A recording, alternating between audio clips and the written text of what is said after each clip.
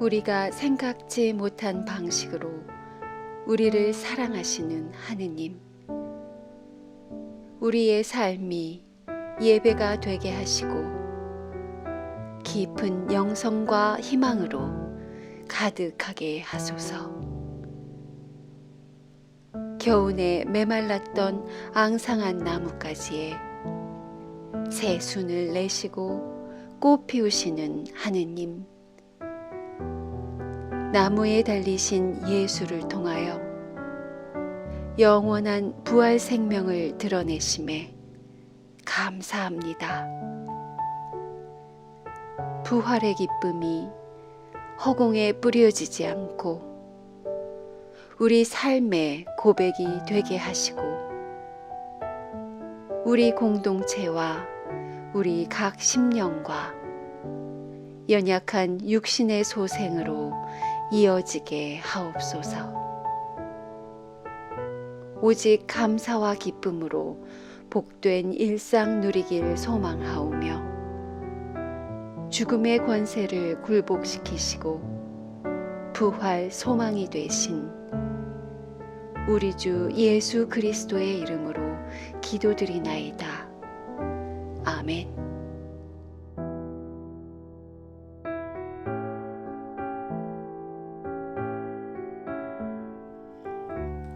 누가 공동체가 전한 거룩한 복음입니다. 그들은 이젠 날도 저물어 저녁이 다 되었으니 여기서 우리와 함께 묵어 가십시오 하고 붙들었다.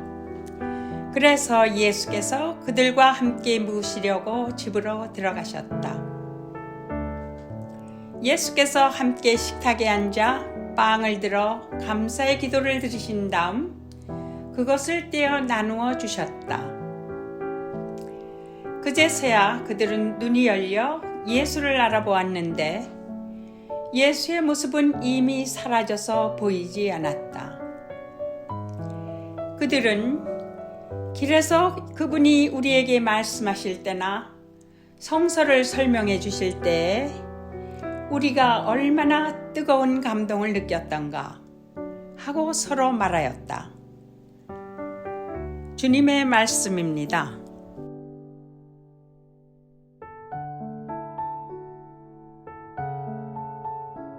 할렐루야. 하나님 아버지와 우리 주 예수 그리스도로부터 오는 은혜와 평강이 이 자리에 계신 모든 분들과 함께 하시기를 바랍니다. 우리는 지난주에 이어 엠마오 도상에서 전해진 길 위의 메시지에 귀를 기울이고 있습니다. 우리 인생길은 나그네 길처럼 정처 없이 떠도는 길이 될 수도 있습니다. 엠마오 제자들처럼 낙심해서 희망의 높은 봉우리에서 터벅터벅 내려오는 심통한 길이 될 수도 있습니다. 그러나 우리 예수님께서 동행하시면 우리는 다시 신명나게 걷기도 하고 뛰기도 하며 믿음의 길을 걷게 될 줄로 믿습니다. 제가 좋아하는 한 목사님은 믿음이라는 것은 날마다 애굽에서 탈출하는 것이라고 말했습니다. 믿음이란 날마다 애굽에서 탈출하는 것이다. 왠지 익숙합니다. 서신서에서 바울 사도는 나는 날마다 중노라고 말했습니다. 신앙의 경주는 1년에 한 번 날 잡아놓고 며칠 동안 달리는 방식으로 작동하는 게 아닙니다. 매일 하는 거예요. 매일 나에게 어둠이 드리우고 매일 나에게 환희의 기쁨이 찾아옵니다. 날마다 자기 자신을 돌아보고 옛 자아를 죽이는 연습이 쌓이고 쌓이면 그것이 나의 영성입니다. 전도서에서는 그러한 영적 성실함이 쌓인 존재를 환한 얼굴빛으로 표현했습니다. 우리는 육신의 정욕, 안목의 정욕, 이생의 자랑으로 가득한 채로 살아가기 마련입니다. 기왕에 사는 인생 어떻게든 잘 살아보겠다는 의지, 이것이 바로 우리 정욕의 본향과 같은 애굽의 고깃가마예요. 우리 현대인들은 모든 게 풍족한 시대의 사람들이라서 생각 없이 먹으면 당뇨, 고혈압으로 자연스럽게 가듯이 우리 인생 또한 가만히 놔두면 생각 없이 그냥 살면 자연스럽게 애굽의 고깃가마로 향하게 됩니다. 애굽으로 향하는 것은 물이 위에서 아래로 흐르는 것과 같은 자연 법칙이에요. 앉으면 눕고 싶고 누우면 자고 싶은 것이 자연 법칙입니다. 그러한 자연 법칙을 거스르는 역사가 온 천하 만물을 창조하신 창조주 하느님의 법칙입니다. 하늘의 법칙이에요. 하늘의 법칙은 이 세상 것과 결별할 때 시작됩니다.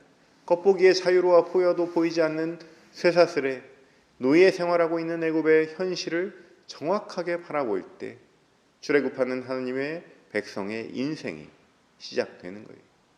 그런데 우리가 그리스도와 함께 십자가에 못 박히고 날마다 죽는 것은 교양인으로서의 옵션같이 생각이 되곤 합니다. 그리스도의 십자가 사랑, 그 사랑에 나도 함께 동참하겠다 이렇게 다짐하다가도 일상으로 돌아오면 나도 모르게 어떻게 하면 더 잘 살지? 우리가 어떻게 하면 더 풍부하게 누리고 살까? 고민하는 것이 우리 인생입니다. 여기서 한 가지 구분해야 할 것은요. 여러분, 우리가 세상의 풍부함과 그리스도 안에서의 풍성함을 착각하면 안 됩니다. 세상에서 맛볼 수 없는 풍성함을 누리는 새 인생을 우리 예수님께서 보여주셨습니다. 마귀가 주는 시험 세 가지가 무엇입니까? 첫째, 돌덩이를 떡으로 만들어봐라. 먹고 사는 것에 대한 욕구를 자극하죠. 둘째, 성전 꼭대기에서 떨어져 봐라. 천사가 받아줄 거 아니냐. 안전과 보호에 대한 욕구를 자극합니다. 셋째, 나에게 경배해봐라. 온 세상을 다 주겠다. 명예와 권세에 대한 욕구를 자극합니다. 여기까지 가지면 세상적으로 웬만한 것은 다 가진 풍부함에 처할 수 있는 것입니다. 그런데 우리 예수님은 그런 욕구에서 탈출하셨어요. 그런 시험을 이겨내셨습니다. 천지 만물의 주재자이신 주님께서 하늘 권세를 누리시다가 사람이 되었다는 이유만으로 마귀의 사슬에 결박당한 채로 누리는 그러한 풍부함에 눈길을 주실 이유가 없는 거예요. 우리도 하늘 사람입니다. 하느님의 자녀입니다. 우리가 누릴 풍성함은 마귀가 제안하는 그런 것들과는 완전히 결이 다른 거예요. 우리가 알던 상식의 역전이 일어납니다. 가난한 자가 행복하다, 온유한 자가 행복하다, 의를 위하여 핍박을 받는 자가 행복하다, 생각해 보지 않았던 세계인데 말씀대로 길 따라 가보니 정말 경이로운 세계가 기다리고 있는 거예요. 예수님을 따르던 사람들은 사실 보통 사람들은 아닙니다. 원래 각자 자신의 삶의 자리에서 칼을 갈던 사람들이에요. 그 중에는 열심당원들처럼 정말 칼을 이 안에 품고 다니면서 무장혁명을 꿈꾸던 사람들도 있었지만 그렇게 진짜 칼이 아니더라도 어떻게든 이 지긋지긋한 폭력과 억압으로부터 우리 아이들만큼은 자유롭게 해주고 싶다는 그런 열망에 사로잡혀서 마음속으로 칼을 갈고 있던 사람들이었습니다. 그러다가 예수님께서 풀어주시는 하나님 나라에 사로잡힌 사람들입니다. 예수님 지나가시는 그것을 그냥 두고 보지 않고 허리 좀 붙들고 쫓아다니는 사람들이 매일매일 덩실덩실 춤추는 마음으로 삶의 풍성함을 누리던 제자들이었습니다. 엠마오 제자들은 십자가 사건 이후로 눈이 완전히 가려졌습니다. 자신들이 이 세상에서 영광이라고 생각하는 것과 예수님의 십자가 영광 받으심이 전혀 다른 방식으로 전개됐기 때문입니다. 로마의 귀족들처럼 금은 보화를 걸치고 음식을 많이 먹기 위해서 누워서 먹다가 삼키지 않고 뱉는 그런 호사를 누리는 것을 영광이라고 생각하진 않았습니다. 다만 조금 더 평등한 세상, 조금 더 자유로운 세상, 더 이상 누군가가 누군가를 힘으로 압제하는 일이 없는 그런 세상을 꿈꿨어요. 오랜 억눌림의 한을 풀어줄 메시아를 기다렸고 예수님이 바로 그 일을 하기에 정확히 걸맞는 인물이라고 생각했습니다. 그렇게 그들은 영광의 순간을 꿈꿨습니다. 그런 그들이 거대한 실망감을 맛봤습니다. 자신들이 따르던 지도자 예수 그리스도가 실제로 이 민족을 구원하는데 실패하는 광경을 눈으로 봤습니다. 분명히 못에 박혀 죽으시는 것을 두 눈으로 두렵고 떨리는 마음으로 봤습니다. 그럼 그들은 대부분 뿔뿔이 흩어집니다.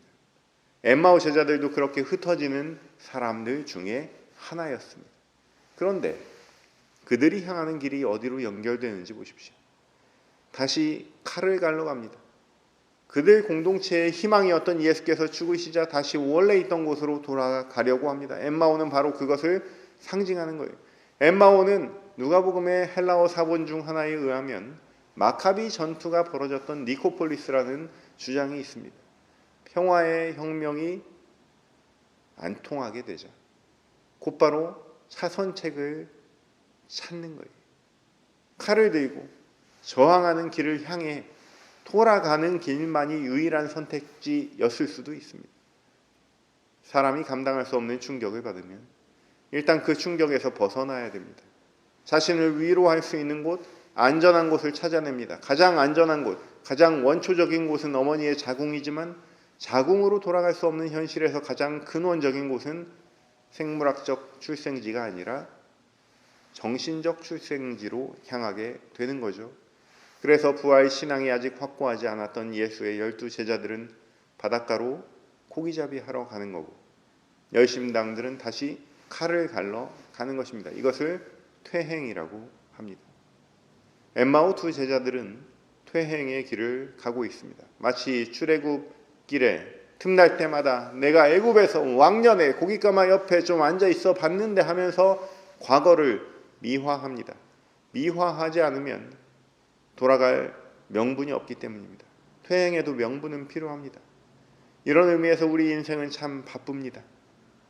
이런 명분 쌓을 시간도 필요합니다. 조금 부끄럽지만 일단 살고 봐야 하겠기에 안전한 곳을 향해서 달려갈 힘도 필요합니다. 매일 조금씩 힘내서 애굽으로 향합니다. 하나님께서는 자유를 주셨고 해방을 선물하셨는데 우리는 그 길이 너무 좁다고, 너무 척박하다고, 차라리 안전한 감옥을 선택하겠다고 돌아가려고 합니다. 이것이 신앙을 알지 못하는 이들이 매일 선택하는 애굽행입니다. 그리고 믿음의 위대한 여정에 올랐다 하더라도 신앙이 잠시 비워진 우리 영혼의 틈을 비집고 들어오는 어둠의 힘의 실체입니다. 여기서 다시 믿음의 의미를 돌아봅시다. 믿음이란 날마다 애굽에서 탈출하는 것이라고 말씀드렸습니다. 그렇다면 우리 영혼의 방향은 어떠합니까? 여러분 혹시 여러분만의 엠마오를 향하여 걷고 있지는 않습니까? 믿음의 기억을 상실하고 퇴행의 길을 걷고 있지는 않습니까? 사랑하는 성도 여러분, 그 길에서 조용히 탈출하시기를 바랍니다. 오늘 이 엠마오 도상에 부활하신 예수님을 만나심으로 다시금 믿음의 길을 향하여 돌이키시기를 주님의 이름으로 축원합니다. 심통한 표정으로 그 길을 걷고 있던 엠마오 2 제자들은 드디어 멈춰섰습니다. 눈이 가리워 예수를 아직 알아보지 못하지만 예수의 말에 귀를 기울일 수는 있습니다. 이것이 믿음의 여정이 시작되는 원리입니다. 일단 멈추는 곳에 은혜가 있습니다. 길을 잃었으면 멈추는 게 당연합니다. 길을 잘못 가고 있으면서도 멈추지 않으면 그만큼 더 멀리 돌아와야 되는 거예요. 예수님이 고대 유대인의 형상으로 우리에게 메시지를 전할 거라고 생각하지는 마십시오. 예수님의 말씀은 1차적으로 우리가 아침마다 묵상하는 성서를 통해서 분명하게 전달됩니다. 이러한 말씀에 더하여서 우리 공동체가 영혼의 귀를 열고 사모하는 마음으로 기다릴 때 우리에게 들려주시는 하늘의 음성이 있는 줄로 믿습니다. 우리는 듣는 것보다 말하는 것에 익숙합니다. 그러나 그들 엠마오 2 제자들이 예수님의 말씀을 듣게 되었을 때 어떻게 되었는지 성서는 말하고 있습니다. 그들은 예수라는 한 인물이 고난을 받았다, 이러한 사실은 알고 있었지만 예수 그리스도께서 마땅히 고난받아야 했다는 성서적 사실은 기억하지 못하고 있었습니다.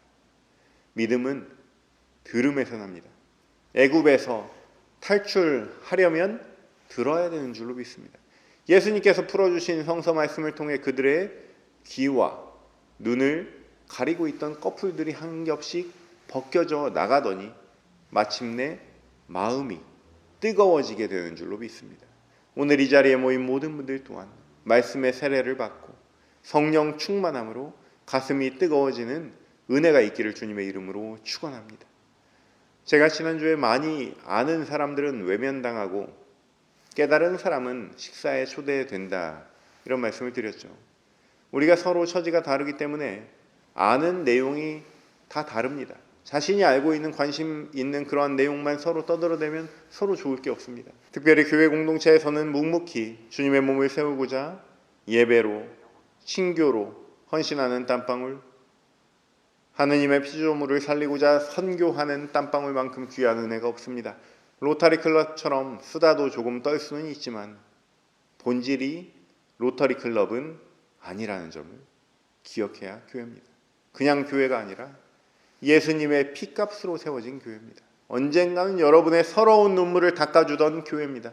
여러분도 가서 서러운 이들과 함께 하십시오. 그것이 교회입니다. 예수님도 지금 엠마오 도상의 서러운 이들과 함께 하십니다. 다만 접근 방법이 다릅니다. 내가 너희와 함께 해줄게. 좋지? 조금 더 풀어서 말하면 나같이 깨달은 사람이 너희에게 호의를 베풀어 주니까 좋지? 하는 그런 마음가짐이 아닙니다. 예수님 바빠요. 예수님 가야 합니다. 성서를 풀어주신 것만으로도 충분합니다. 말씀에는 능력이 있습니다. 그런데요, 여기서 엠마오 제자들을 잘 보십시오. 가는 사람 붙잡습니다. 여러분은 어떠십니까? 가는 사람 안 붙잡고 오는 사람 안 막는 게 요즘 세상입니다만, 교회는 그러면 안 됩니다. 끈질겨야 됩니다. 한 영혼이라도 함께 예배하고 구원받는 은혜를 누리고자 거리 불문하고 막 라이드하러 다니고 그런 시절이 우리에게도 있었죠. 그런 노력을 반드시 회복하는 우리 공동체 되시기를 축원합니다. 그런데 그것보다 더 끈질겨야 되는 게 있습니다. 예수님을 붙잡으려는 노력이 더 끈질겨야 됩니다. 아쉬운 사람이 붙잡는 거예요. 애초에 그들 엠마오 두 제자는 예수님을 나그네로 생각했습니다. 그런데 알고 보니 진짜 나그네는 누굽니까? 그들이었어요. 제자들이 나그네였어요. 그대로 헤어졌으면 나그네 인생, 고달프게 애달프게 돌고 도는 인생 살아왔을 텐데 굉장히 극적으로 예수님 허리춤을 붙잡는데 성공했습니다. 그냥 지나쳤더라면, 가는 사람 안 붙잡고 그냥 잘 가라고 손 흔들었더라면 그 순간 예수님은 과거가 되는 거예요. 아, 그때 길에서 만났던 사람 재밌었지. 야, 내가 몰랐던 사실을 알려주더라니까. 감탄하고 끝나는 과거가 되어버리고 마는 겁니다. 그런데 그들이 다행히 예수님을 초대합니다. 29절입니다. 이젠 날도 저물어 저녁이 다 되었으니 여기서 우리와 함께 묵어 가십시오 하고 붙들었다. 마침내 붙드는데 성공한 거예요. 이제 과거가 아니라 현재입니다. 여러분, 이렇게 초대는 귀한 겁니다. 우리 주변을 돌아보십시오. 여러분을 포함해서 누구의 입술을 통해서 예수 복음이 쏟아져 나올지 모를 일입니다. 그 사람을 보지 마시고 그 사람을 사용하시는 하나님의 역사하심을 바라보십시오. 그러한 마음이면 모든 초대가 값지게 되는 줄로 믿습니다. 듣는 것은 지금까지도 길 위에서 충분했을지 모릅니다. 성서에서 우리가 미처 캐치하지 못했던 귀한 사실을 엠마오 도상에서 그 두 제자들이 배웠죠. 그런데 이번에는 듣는 것 이상의 신비가 펼쳐집니다. 사랑하는 성도 여러분, 예수님의 말씀을 읽고 듣고 배우는 것에 만족하지 마시기 바랍니다. 예수님을 더 깊이 초대하십시오. 우리 집으로 모셔드리십시오. 붙잡으십시오. 같이 먹고 사는 가족이 되십시오. 그런데 우리 현실은 어떻습니까? 예수님을 대상화하고 있습니다. 그분 좋은 분이지. 그분 말씀 참 괜찮지. 물 위를 걸으셨던 분이지. 5천 명을 먹이셨던 분이지. 3일 만에 부활하셨다는 말이 있지. 무슨 유명인처럼 나랑 상관없는 사람처럼 대하고 있습니다. 아니에요. 예수님은 붙잡으면 하룻밤 아니라 영원히 여러분과 함께 하시는 분이신 줄로 믿습니다. 이제 장면이 바뀝니다. 예수께서 함께 식탁에 앉아서 감사의 기도를 드리십니다. 그리고 그것을 떼어서 나눠주십니다. 우리말에도 같이 밥 먹어야 정든다는 말이 있죠. 그런데 조금 결말이 허무해 보입니다. 31절입니다.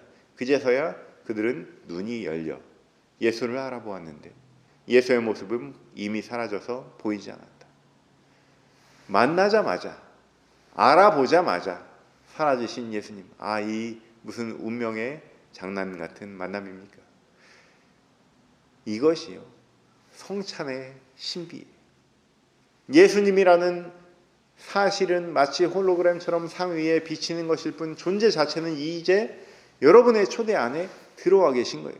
우리가 둘러서서 성찬을 나누는 것은 교회의 전통 의식 같은 의미가 아니라 그 존재를 우리 공동체 각 사람 안으로 모신다는 의미입니다. 나타나자마자 사라지는 것은 우리가 세상의 떡과 잔이 되어주는 원리와 비슷합니다. 여러분은 예수님이 먹보요 술꾼이라는 이야기를 들어보셨을 거예요. 먹기를 탐하고 마시기를 즐긴다는 말씀이 가톨릭 세번역에는 먹보요 술꾼이라고 나와 있습니다. 적대자 성전 세력들이 험담아니라고 과장해서 하는 그 표현을 그 느낌 그대로, 비방하는 느낌 그대로 살려서 성서에 굉장히 잘 실은 거예요. 먹고 마시는 것을 통해서 예수께서는 죄인들과 함께 하셨습니다.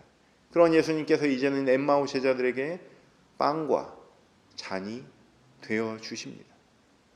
먹기를 탐한다고 비방받으시던 예수님께서는 십자가에서 온 세상을 향한 먹이가 되어 주셨습니다. 우리는 예수님을 먹고 예수님을 기억하고 예수님을 기념합니다. 그 다음에 우리가 해야 될 일이 있습니다. 우리도 누군가에게 먹이가 되어주는 것입니다. 고대 사회에서는 이것이 십자가의 달리심이었다면 오늘날은 조금 다른 방식일 수도 있죠. 우리의 사랑과 돌봄과 헌신과 희생이 우리에게 십자가예요. 그때 여러분의 희생과 사랑이 돋보이도록 얼굴을 내밀고 사진 찍고 하는 것은 조금 마이너스가 되는 거예요. 그런 면에서 보면 우리 교우님들이 저의 스승입니다. 얼마나 남몰래 헌신하고 무명으로 돕는 수줍고 성실한 그리스도인들인지 몇 년 동안 많이 지켜봤습니다. 그래도 지금보다 조금만 더 나갑시다. 예수님처럼 사라져야 진짜입니다. 흔적도 없이 감사와 축복 덩어리인 빵과 잔만 남기고 사라지는 것이 바로 성찬의 신비요 기쁨인 줄로 믿습니다. 이제 2주간에 걸친 엠마오 도상에서의 은혜를 돌아봅니다. 두 제자들이 누린 첫 번째 기쁨은 길 위에서 예수와 동행하는 기쁨이었습니다. 오늘 살펴본 두 번째 기쁨은 성찬의 기쁨입니다. 그리고 이러한 성찬의 신비를 누린 제자들이 경험한 마지막 기쁨은 만남의 기쁨입니다. 뿔뿔이 흩어진 제자들이 예루살렘으로 다 돌아옵니다. 숨어있던 제자들과 감격적으로 다시 만납니다. 우리가 얼마나 뜨거운 감동을 느꼈던가 라고 간증합니다. 부활하신 예수님은 이렇게 우리 인생의 풍성한 기쁨들을 안겨주시는 분이십니다. 이러한 주님을 여러분의 일상으로 초대하셔서 인생의 방향이 변화되고 죽었던 것들이 되살아나는 큰 기쁨을 만끽하시는 저와 여러분 되시기를 주님의 이름으로 축원합니다. 모든 지각 위에 뛰어난 하나님의 평강이 그리스도 예수 안에서 너희 마음과 생각을 지키시리라.